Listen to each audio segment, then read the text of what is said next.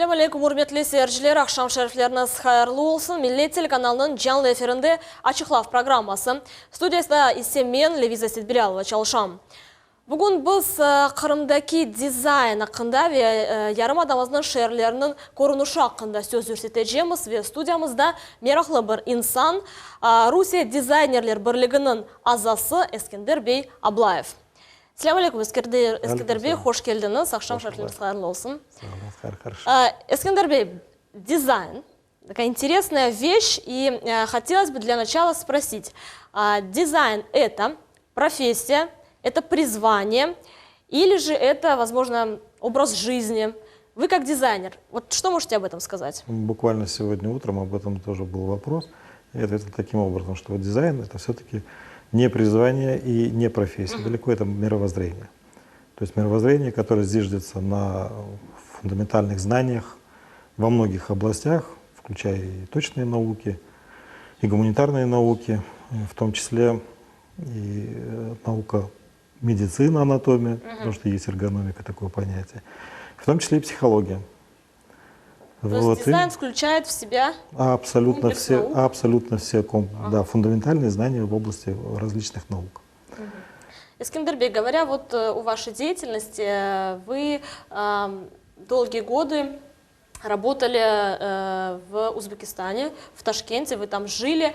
Вот расскажите о тех проектах, которые вам удалось реализовать, будучи в Узбекистане. Ну, в Узбекистане последние 6 лет я возглавлял департамент дизайна и архитектуры УЗГ, значит, это называется УЗГ при управлении делами президента. Вот, у нас был комплекс интереснейших задач по городу и по благоустройству. И плюс ко всему, значит, по интерьеру, то есть моя непосредственная обязанность была по интерьеру тех или иных помещений общественного назначения. То есть такие как Конгресс-холл в правительственной резиденции. Это, ну, самая большая крупная такая на сегодняшний день работа – это Бухарский аэропорт, международный аэропорт в Бухаре. Это ВИП и СИП корпус. Как вам удалось вот реализовать такие крупные проекты? Это действительно очень серьезное дело. Долго ли это все делается? Нет, ну, во-первых, это делается силами группы. То есть это группа порядка где-то 100 человек. То есть возглавлять эту группу, такой департамент, там ответственность очень большая не только за принятие решения, но и за ее реализацию. То есть это и учитывание рисков, это и параллельное проектирование.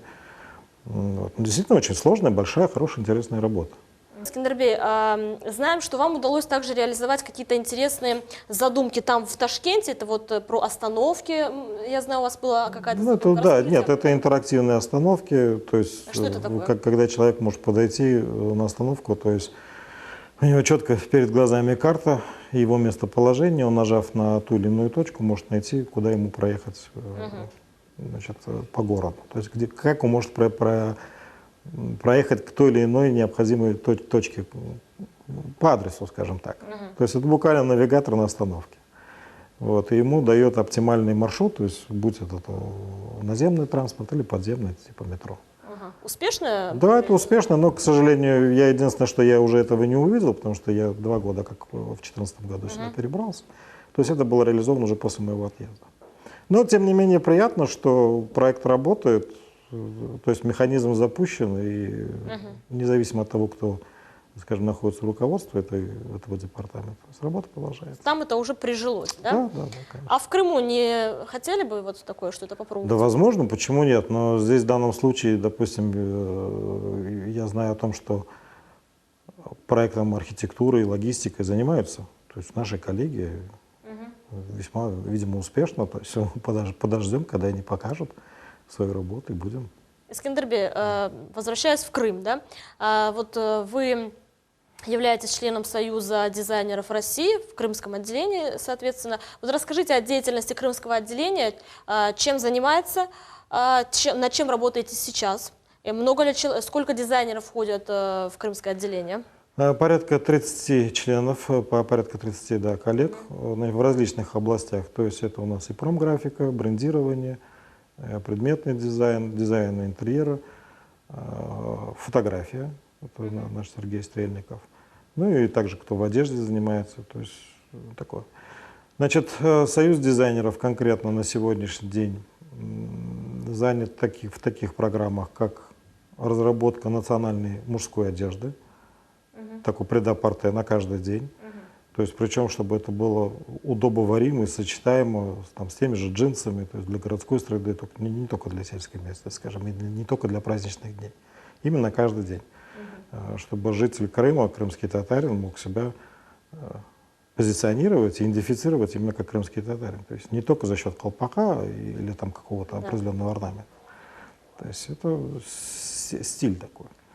Вот. Плюс ко всему, значит, у нас есть масса социальных программ, в которых мы участвуем. Это для тех или иных бюджетных организаций, у которых нет возможности заказать дизайн, будь то интерьеры, или будь то вывески, или, там, скажем, своего бренда. То есть вы занимаетесь еще и дизайном одежды? Не только, конечно, в том числе и дизайном одежды. Но дизайн одежды невозможно рассматривать отдельно от чего-либо. То есть он сидит в одной большой программе, то есть создание крымского стиля как такового. Понимаете? Но одежда — это одна только, там, скажем, тысячная, может быть, из того, что можно сделать. Ну и говоря, вот крымский стиль вы сейчас сказали, да? А у нас в республике существует вообще этот стиль? Но он есть, но он разрозненный. То есть, наша задача — объединить и вытащить как настоящий бренд Крыма. Понимаете? То есть, если у нас есть вывеска, допустим, города Саки, да, мы точно знаем, смотрим на нее, есть герб Саки, да, есть город, допустим, Симферополь. То есть смотрим на него и узнаем, что это город Симферополь.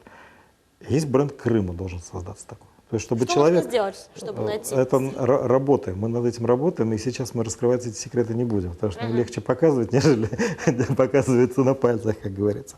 Но я что хочу сказать, что дизайн, если даже отвлеченно об этом говорить, то он мы не говорим о каком-то конкретном предмете, да? О предметном дизайне, который бы, скажем так, отвечал бы этому крымскому стилю, но общее понимание. То есть вот те же гости, которые бы приезжали сюда, понимаете, чтобы они уезжали отсюда с ощущением, что они побывали действительно в удивительной стране с удивительными людьми, с удивительным жителем. То есть чтобы вот у них именно этот был посыл с желанием вернуться. То есть вытащить Крым на очень высокий уровень, понимаете, на российский большой уровень. То есть чтобы мы Крым, чтобы заявить о себе. Чтобы мы не ассоциировали, скажем, с дорогим кофе там, или с неубранными тротуарами, да, а что чисто, аккуратно, интересная, замечательная страна и с высокохудожественной точки зрения, и с этической, и поведенческой, самое важное. А что вот может стать визитной карточкой Крыма? Ну, во-первых, наш... Может быть, это город, может быть, это какая-то... Вот опять-таки мы возвращаемся вот к крымскому стилю, да, то есть даже если стиль поведения, он тоже может продиктовать, то есть от начала до конца. Тем более у нас здесь очень любопытное такое сочетание разных национальностей, да, но всех, кто любит Крым. Понимаете? Потому что чужих людей здесь нет, чужие здесь не удерживаются по-любому. Да? Да. Согласны со мной? То есть если мы каждый из нас будем точно помнить, что мы находимся у себя дома, то никто из нас окурок на землю не бросит. Понимаете? То есть, а это стиль. Это и философия, с одной стороны. Ну, возможно. Эскендербей, ну говоря вот о столице Крыма, о Симферополе, сегодня у нас также ведется реконструкция, вот у нас сейчас в центре города ведутся работы. А вы как дизайнер, каким видите Симферополь в будущем? Облик Симферополя? Вы знаете, Симферополь очень, вообще сам по себе, и Крым в том числе, да, он очень узкий, так он маленький, он настолько интерьерный, здесь все рядышком. Да. Вот. И Симферополь тоже, он такой маленький, аккуратный, хороший город, но с глубокой и очень любопытной историей. То есть начиная от истории Неаполя Скифского и старого города из Кишехерак-Меджет и губернского города на сегодняшний день, да, который мы имеем вот, в стороне улицы Пушкина, Карла Маркса, Гоголя. Да. И вот на сегодняшний день, допустим, я знаю, что Государственный городской совет разработал даже концепцию о губернском городе, туристическом маршруте. Лаптев Юрий Николаевич, автор этого проекта. Это очень вообще великолепнейшая вещь, то есть губернский город, музей архитектуры под открытым небом. То есть и там есть возможность и поработать в малых архитектурных формах, да, и, скажем так, для реставраторов очень большая интересная работа, для архитекторов-реставраторов, то есть восстановить все эти здания. Там работа с брусчаткой очень интересная. Опять-таки с маячками какими-то. И самое важное, что когда человек попадает, то есть это же не только для туристов город сделан, да, но и для жителей, для тех, кто живет в этом городе и работает еще вот в черте, допустим, губернского города. И вот представьте себе человек, который идет по дороге, да, и вдруг попадает в музей. То есть, и он должен себе отдать отчет, что он попал не абы-кабы на улицу, а он находится на территории музея. Знаете, и вот за этим за собой тянет. То есть сувенирная продукция, да. А теперь, если, допустим, за сувенирной продукцией стоит латошник, да, в городской одежде или в одежде, скажем, 19 века, да, в сюртуке, то есть картуз, ну, это интересно же. Да. То есть и волей-неволей наши жители являются, ну, не экспонатами, но участниками этого музея. То есть на таком же уровне можно сделать и старый город. Знаете, есть Кишахет, да, вот о старом городе многие говорят. То есть вы предлагаете...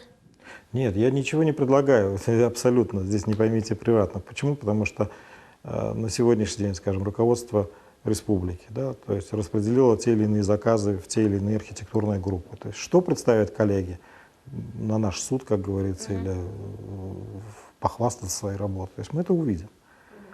Эскендербей, ну, работа дизайнера и архитектора неразрывно связаны, правильно? Конечно, конечно. А вот кто все-таки главенствует вот в разработке проекта?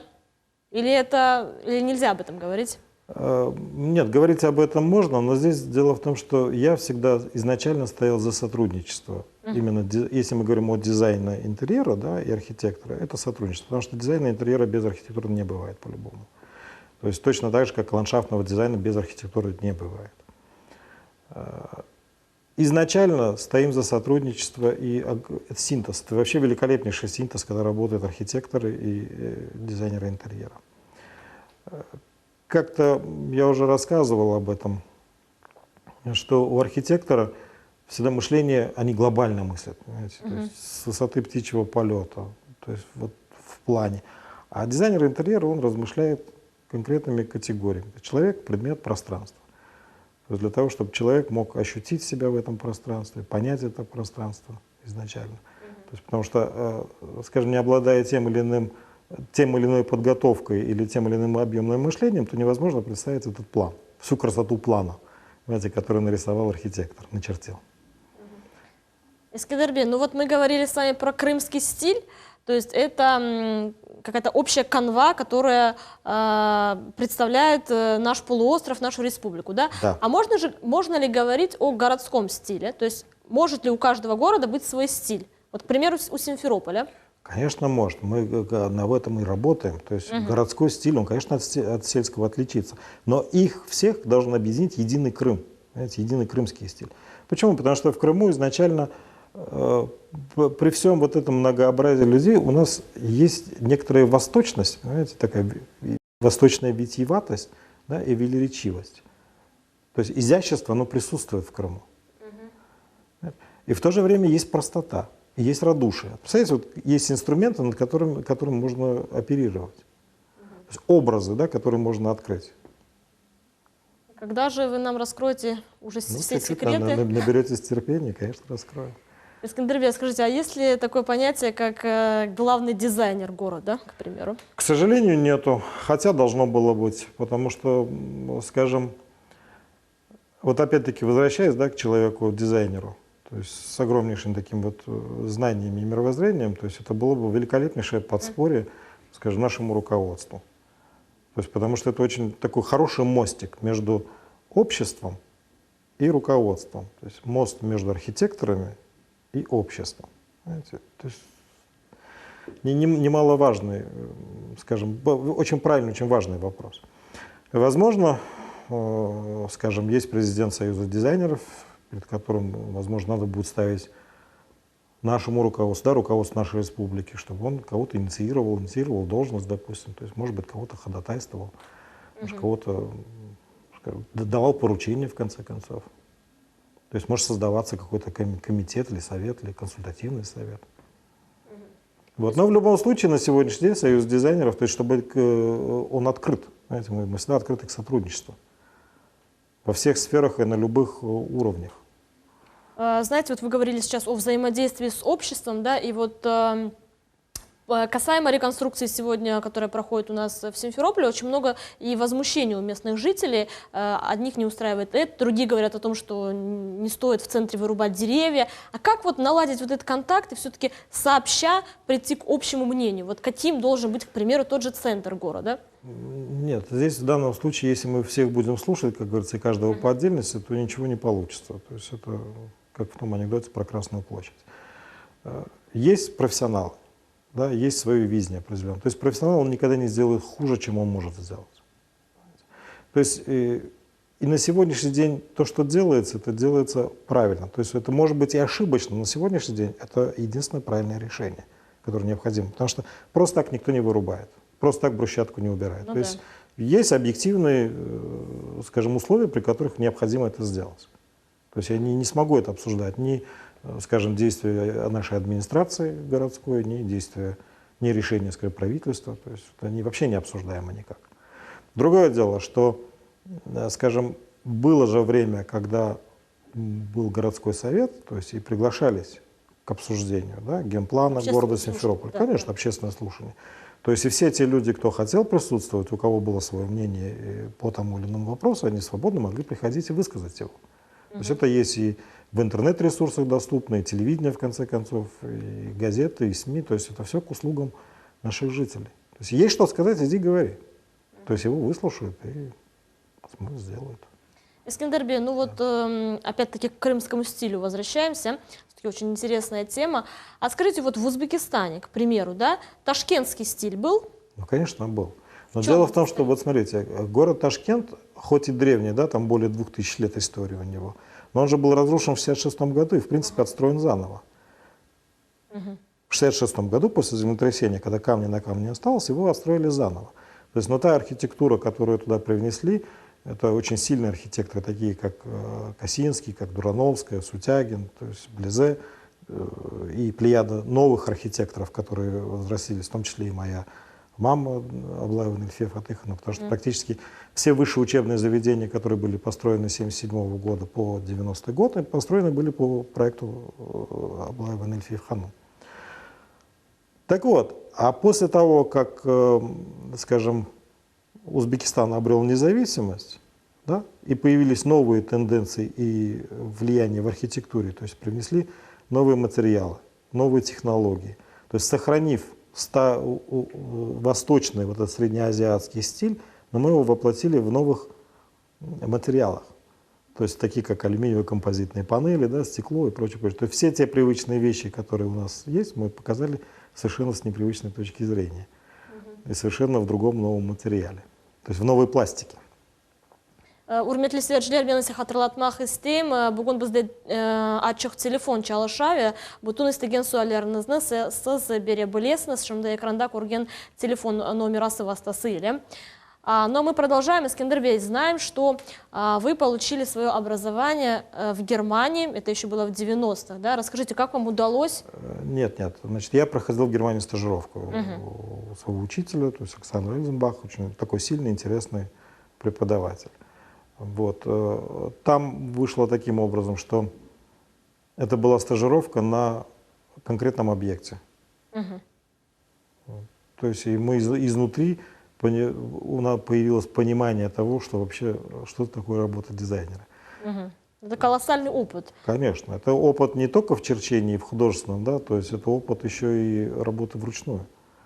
То есть мы тогда стали понимать, что такое гипсокартон, что такое паркет уложить, что такое плитка. То есть, хотя ремесло и было на руках, скажем, к тому времени. Вот. Но это понимание именно профессии дизайнера как конструктора. То есть ставить перед исполнителями задачу, которую может сделать. Но если он даже не может этого сделать, то должен научить его. Понимаете? То есть это вот для этого была, скажем, такая стажировка проходилась. Искандербей, есть еще вот такая интересная тема. В прошлом году об этом шла речь. Возрождение Крымского полка. Ну, да. Для дизайнера это огромное поле деятельности. Да? Вот, как это не просто для дизайнера, это для нашей республики. Понимаете? То есть чем обычный человек гордится? Достижениями, да, там, в спорте, скажем, достижениями в армии, победами, да, теми или иными, там, ну, будь то в сельском хозяйстве, в искусстве и так далее. Но армия или воинское подразделение – это вообще великолепнейшая вещь. Во-первых, мы, скажем, если сейчас есть возможность ходатайствовать перед главой республики, да, для того, чтобы он ходатайствовал перед верховным главнокомандующим о возрождении Крымского полка, то есть мы вместе с этим возрождаем, вот касаемо дизайна, да, то есть возрождаем не только Крымский полк и создаем ему новую униформу на базе старого, да, там, да, то у нас возрождается коневодство. То есть у нас возрождается ремесленничество, шорники и те, кто занимался уздечками и прочим, да, такой атрибутикой. Плюс у нас возрождаются оружейники. Да? Наш крымский полк, он может представляться на парадах, в той же Москве, извините. Да? Это почетный караул здесь, встреча гостей. Да? И наравне, допустим, с казачьим полком, это великолепнейшие два воинских подразделения, то есть которые именно олицетворяют Крым. То есть защита вот, как казачество, да, как и крымский полк. Эскендербей, ну и хотелось бы еще поговорить все-таки о Союзе дизайнеров России, о крымском отделении. Вы говорили, что порядка 30 дизайнеров входят по Крыму в крымское отделение. Скажите, а как вот можно попасть в Союз дизайнеров? Вот, к примеру, молодой дизайнер, он может быть востребованным в Союзе? Ну, конечно, конечно. У нас постоянно популяризация идет. Во-первых, есть свой сайт. Вот раз. Теперь мы представлены в Фейсбуке. Два. Во всех практически СМИ. То есть и коллеги, которые изначально планируют получить профессию дизайнера, то есть у него сидит в подсознании желание, да, вступить в Союз. То есть быть принятым профессионалов. Скажем, быть признанным профессионалами себе равными. Потому что это огромнейшее действительно достижение. И это успешность определенного рода. Конечно. Ну а что для этого надо? Может быть, представить какие-то свои труды? Или... Как минимум прийти в офис Союза дизайнеров на Севастопольской 22А. Это как минимум, понимаете? То есть, и при желании, то есть, чтобы он поступить, да, то есть сбор документов, и там уже представляют, какие документы необходимы, какие работы необходимо представить, чтобы сдать документы на соискание членства в Союзе дизайнеров. А молодежь есть у вас в отделении? Есть. То есть молодые перспективные дизайнеры? Но хотелось бы, чтобы было больше, чтобы, там, скажем, это их заинтересовало. Возможно, скажем, сейчас время такое, да, что все заняты определенными такими своими узкими, узконаправленными вопросами, да. То есть своя, как говорится, рубашка ближе к телу. Но смею заверить, да, коллег, которые захотят вступить в Союз дизайнеров, во-первых, мы их ждем. Да, во-вторых, открываются действительно большие интересные возможности. То есть у нас есть и назначение стипендий, есть и любопытные проекты. И тем более, вот сегодня утром мы как раз вспоминали об этом, что на последнем Сочинском экономическом форуме как раз ставился именно вопрос о том, что никто никаких распоряжений не отдает, и никто никаких распоряжений не ждет. То есть если у тебя проектная работа, понимаете, это конкретно вот наша работа такая. То есть ты создаешь проект, не касаемо дизайна или архитектуры, да, ты создаешь проект и идешь его защищать. То есть выставляешь технико-экономическое обоснование, скажем, это рентабельность на сегодняшний день в том или ином регионе, да, конкретно, и выполняешь эту конкретную задачу.